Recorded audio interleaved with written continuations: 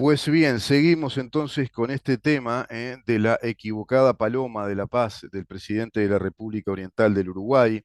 Esta nota la intitulo Se equivocó la paloma presidencial, se equivocaba, parafraseando un clásico tema musical de Joan Manuel Serrat, ¿no? Lo cierto es que la Reichsadler no es una paloma de la paz, es un águila que representa al régimen nazi. Así que tendría que decirle, señor presidente, que la Reichsadler, el águila nazi, no es una paloma de la paz, en principio, en primer lugar. Es el águila emblemática del Tercer Reich, movimiento nazi. ¿Por qué evitarle ese conocimiento a nuevas generaciones? ¿Por qué evitarle ese conocimiento a los que ahora mismo pudieran ir de pronto a un museo? Estos objetos, esta escultura de carga simbólica, tiene que estar destinada al ámbito académico, a la curaduría, historiadores, antropólogos, ¿m? Y otro tipo de especialistas en lo que hoy por hoy se llama la historia, incluso material, o la historia cultural. Por ejemplo, la cruz y los clavos de Jesús no son un mullido trono de poder. No se podría convertir en un trono de poder o en una cálida cuna para un bebé, por ejemplo.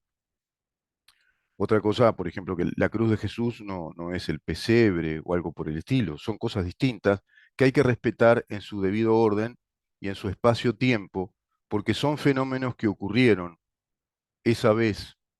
Y esos fenómenos, sean símbolos, hechos, episodios, artículos, objetos, esculturas, arquitectura, libros, lo que fuere, una pintura, es un hecho único y irrepetible en su original estado.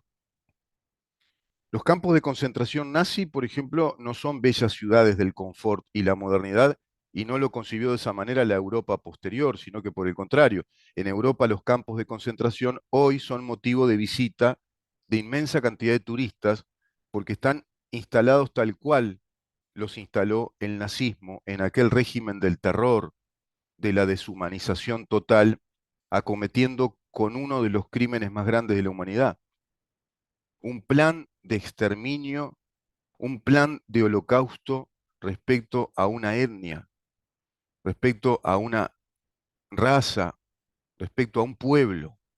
Se pretendió exterminar al pueblo judío de la faz de la tierra. Eso planteaba el nazismo. Por lo tanto, esos campos de concentración, Treblinka, Auschwitz, están, están instalados para que exista memoria, memoria geográfica, espacial, que se entienda que ahí fueron, que ahí ocurrió, que esos son los lugares que están testimoniando, que están documentando fielmente que eso efectivamente ocurrió. No se convirtió eso en otra cosa. No tiene sentido. Lo que tiene sentido es respetar los hechos de la historia, porque son parte del patrimonio de la humanidad, porque son patrimonio de la humanidad. Y como el patrimonio personal, el patrimonio de la humanidad es exactamente igual, porque la condición humana es dual, es paradójica.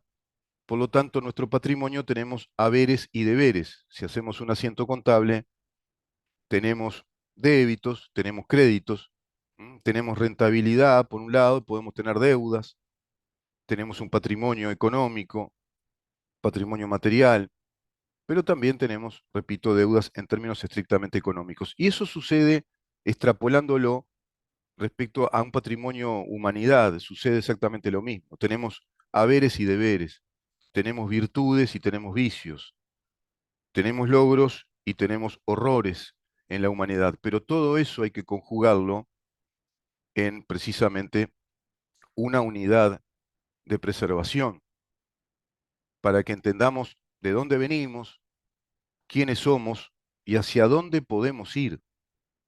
Por lo tanto, no tiene ningún sentido quemar, incinerar, fundir la escultura, en este caso de un águila nazi, para convertirla en una paloma de la paz. No se le encuentra ningún sentido, más allá de el disparate, el absurdo.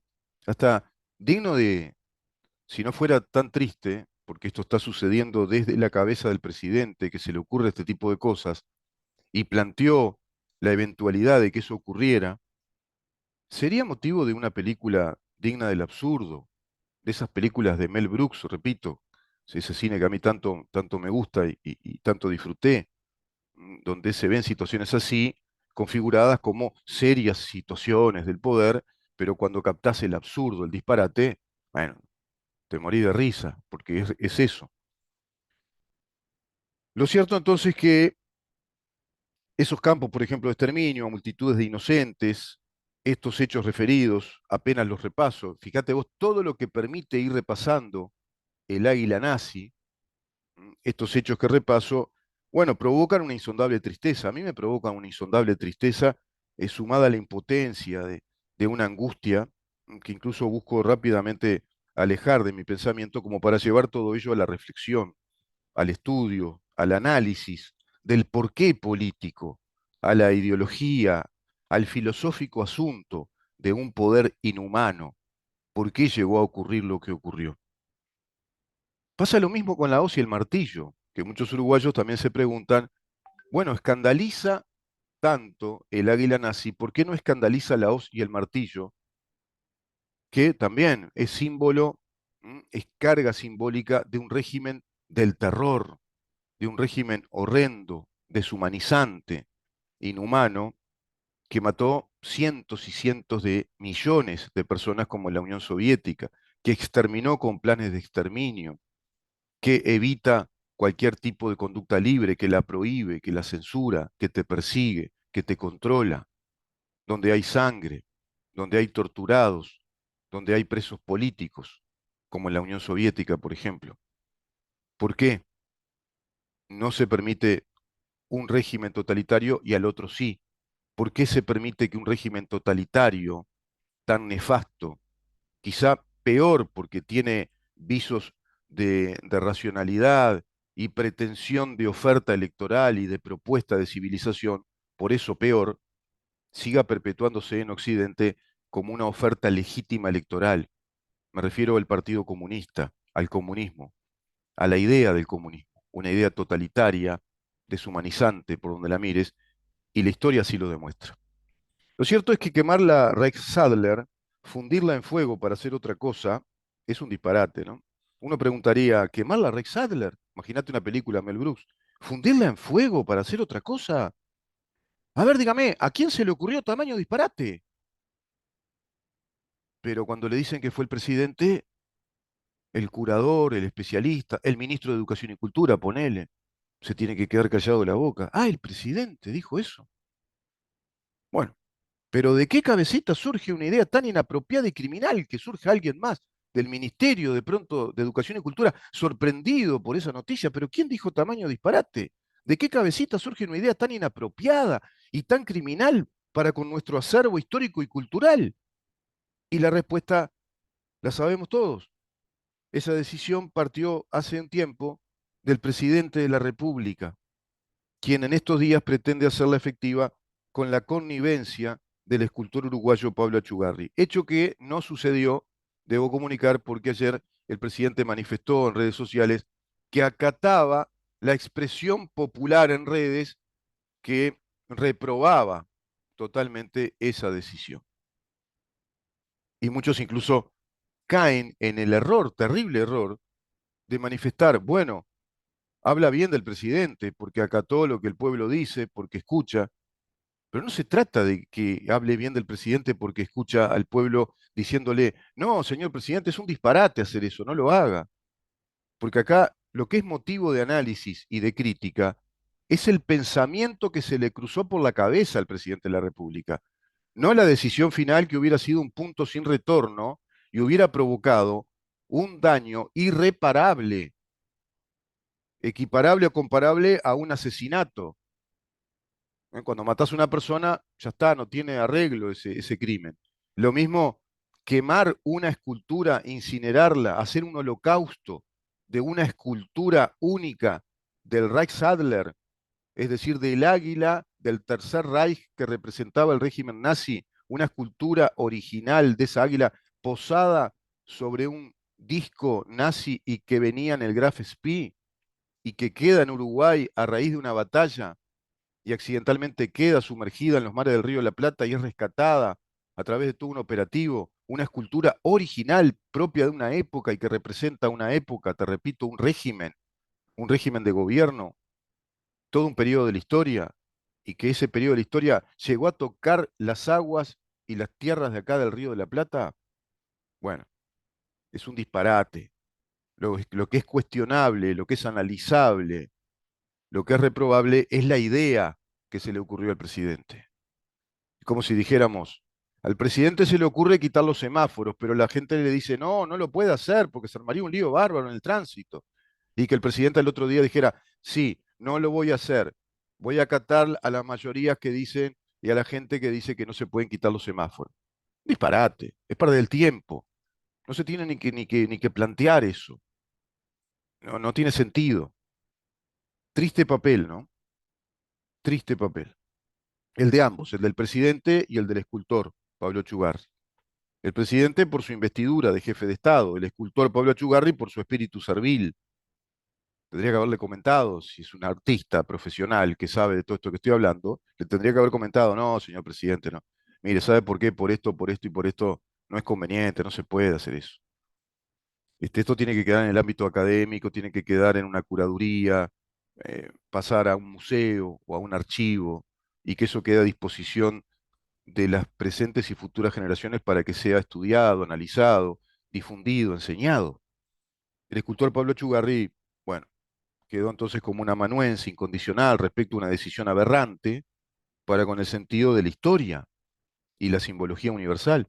Ante esta noticia inesperada, lo primero que se me ocurre decir es que se trata de un disparate mayúsculo y desde la determinación presidencial en el uso o en el, digamos, en la manera de usar o de utilizar un objeto simbólico, la escultura del águila nazi Reichsadler. Determinación de jefe de Estado que carece de calidad intelectual, a mi criterio, y a todas luces se trata de un disparate, una vez más, manifestado por el presidente de la República. Podemos hacer un rápido repaso. Tercer Reich, durante el gobierno nacional socialista, un águila estilizada, combinada con la Hakenkreuz, o Hakenkreuz, se convirtió en el emblema nacional, la Hohenzeichen, por orden de Adolf Hitler en 1935. A pesar de su origen medieval, el término Reichsadler, en la comprensión común del inglés, se asocia principalmente con esta versión específica de la era nacional socialista. El Partido Nacional Socialista había usado un símbolo muy similar para sí mismo llamado Parter Adler, águila del partido, que era prácticamente la misma. Es el águila del Imperio Romano que utilizó el régimen nazi, fue el águila utilizada en Weimar por la República de Weimar, es el águila utilizada por el Imperio Austrohúngaro, es el águila que proviene del Imperio Romano, imperio al cual admiraba profundamente Adolf Hitler. Estas dos insignias se pueden distinguir cuando el Reichsadler mira hacia su hombro derecho, mientras que la Party-Adler o Party-Adler mira hacia su hombro izquierdo. En este caso estamos en nuestro país ante la escultura del águila Reichsadler, porque mira hacia su hombro derecho, posando sobre un disco, en un círculo como si fuera un sol, el águila que posa protegiendo el sol, y ese sol tiene en su centro precisamente la esvástica. Ambas águilas posan sobre un círculo dorado, repujado en sus bordes, que contiene la esvástica dentro del círculo. Una suerte de disco o de escudo que es como un sol emblemático que se ve protegido por el águila del poder, por el águila que representa ese poder venturoso, abierto, digamos, aireado, que está en las cumbres con la capacidad de observarlo todo. Eso es lo que representa el águila de este terrible régimen de gobierno y de poder. Y por supuesto que es necesario preservarla.